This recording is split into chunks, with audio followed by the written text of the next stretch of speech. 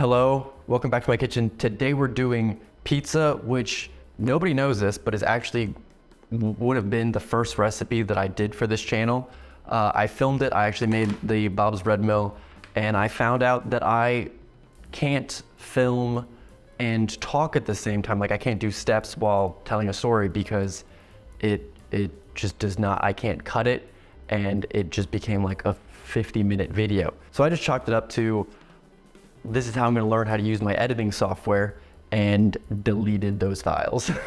But now we are coming back to it, and I was gonna just do the Bob's Bread Mill because it's tried and true. I've tried a few other recipes. I have 2 different recipes in cookbooks that I own. This one takes about 3 hours.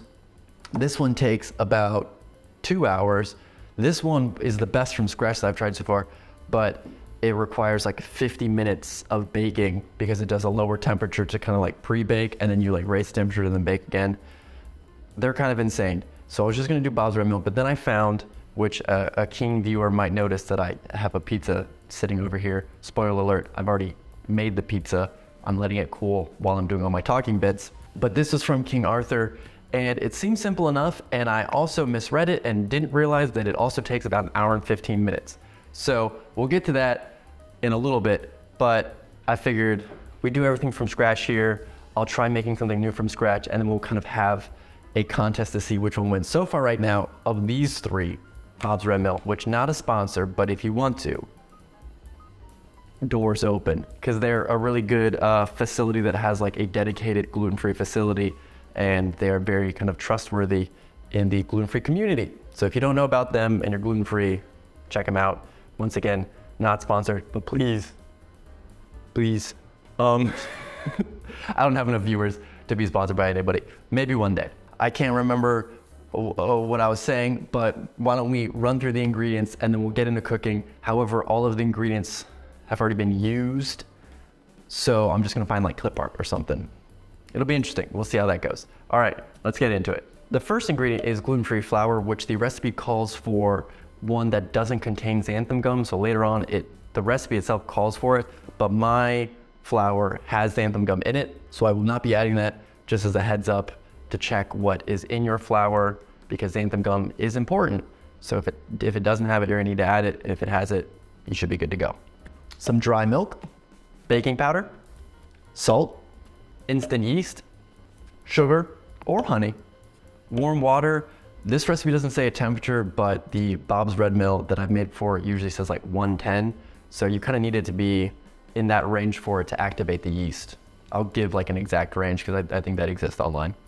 And olive oil. Okay, so to run through kind of the steps that we go through, the first step is to mix all of the dry ingredients except for the yeast and the sugar. So just kind of mix them all in the stand mixer bowl. It's probably the easiest place to do that.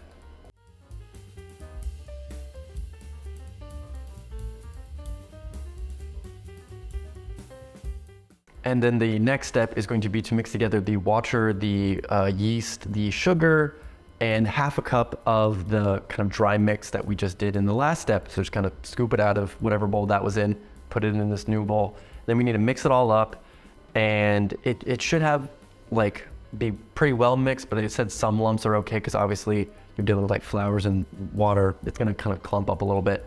And then we're gonna let that sit for 30 minutes, and it should get kind of like bubbly and smell yeasty. And if you don't know what that smells like, I guess you're about to learn. So see you in 30 minutes.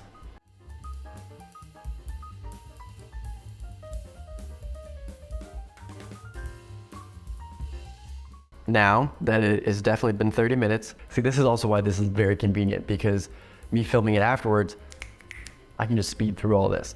Now we just want to take that bowl of yeast brew, I don't know what to call it, put that in the stand mixer with all of the other dry ingredients, and then we're gonna turn that on to medium high for 4 minutes. I believe the recipe says that the mixture should have like the consistency of spackling, I think is what it says. Just gonna be like thick, smooth. I think those are kind of the 2 main descriptors of it. And then we're going to cover that for 30 more minutes and just kind of let that sit. So see you in another 30 minutes.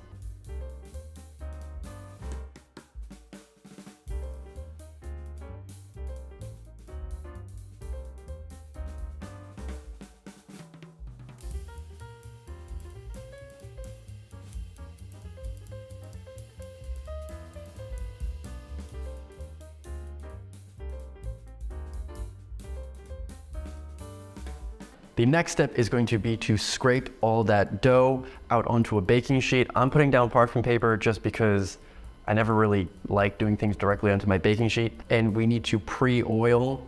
And the way the recipe says is you make a puddle of oil. So just kind of like put it straight in the middle, and you're gonna scrape out onto that. And it's liquidy enough that it'll kind of like flow out. Based on the description, I think I did it the right way. We'll find out in a little bit when we do the taste test if that is correct or not. But that's what I did. That's how I kind of read the instructions. And then we need to kind of form it into like a 12-inch or 14-inch, just kind of form it into the shape of a pizza, and then let it sit for 15 minutes. So uncovered. So last step was covered, now we're uncovered. Also, pro tip, turn on the oven to 425 for this 15 minutes, because the next step is going to be baking it, you know? Just give me a little tip. I found that my oven takes about 15 minutes to heat up to 425. So kind of a convenient point to do it. Also, if you have any dirty dishes, which I would have recommended doing in the previous 30-minute time frames, but also clean those while you're going. Just makes life a lot easier at the end. Little life lesson. All right, see you in 15.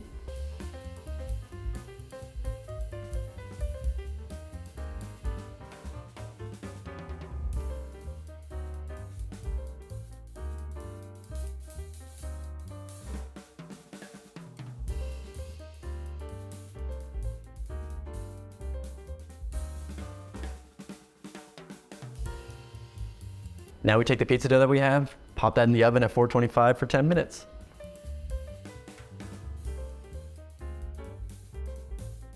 So now the pizza has kind of pre-baked a little bit. The crust is not liquidy anymore. It's kind of a solid.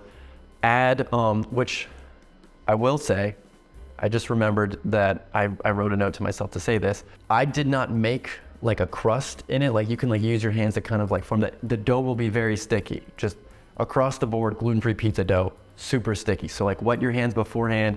You might notice that I did not form a kind of perimeter crust, because I'm not a huge fan of like just the pizza dough crust. So I just put sauce and cheese to the edges and just eat it like that. That might go against some people's views, but that's how I'm making the pizza. I make the pizza how I want. If you want a crust, you make a crust.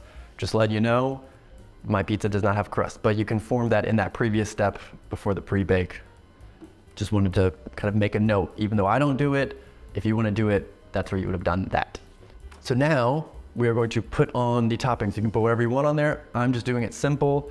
Some tomato sauce and some cheese, and then also some Italian seasoning, calling it a day. And then we're popping that back in the oven for another 10 minutes.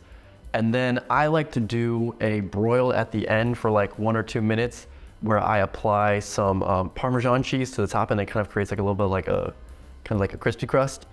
And yeah, so we pretty much made a pizza. So the next step will be a taste test.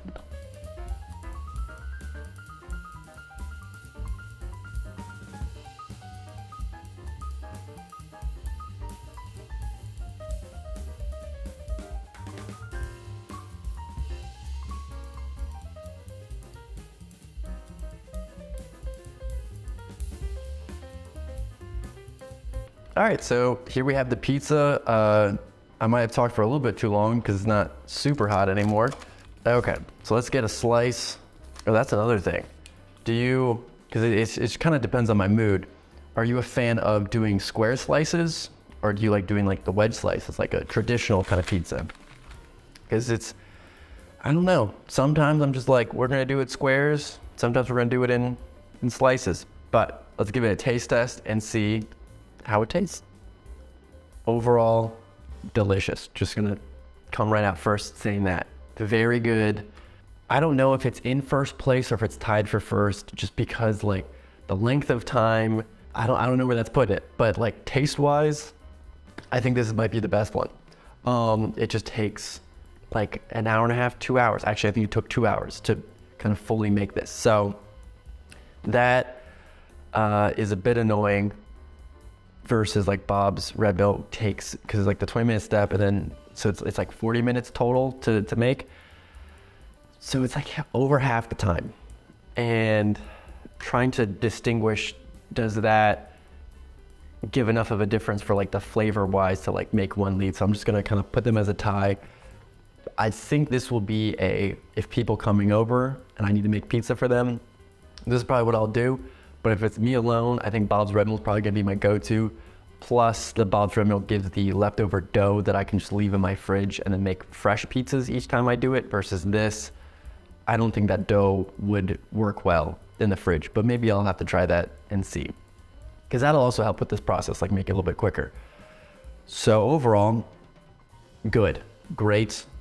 I recommend giving it a go if you are gluten-free. Give this a go, give Bob's Red Mill a go. If you're not gluten-free, I mean, you can still give it a go, but like why? You might as well just make like an actual pizza, or like you can buy like pizza dough like from the store and then kind of like roll it out yourself. But you get to have that fun of like, you can like spin the pizza and do all that stuff. As you saw from ours, gluten-free pizza dough is like liquid. You can't really manipulate it. It plays by different rules than normal pizza dough. So, you know, go make a pizza, enjoy it, regardless of like what ingredients you can or can't have. And yeah, just, you know, have a good time. It's a rainy day and a good time to enjoy a pizza. I'm gonna go see how much of this I can eat and then go to the gym afterwards, because you gotta earn that pizza. I don't know. It's just how my schedule for today worked out, is cooking this effectively for like lunch, late lunch. And then I'm gonna go to the gym afterwards. So yeah, on that note, bye Mom, still not dead. See ya.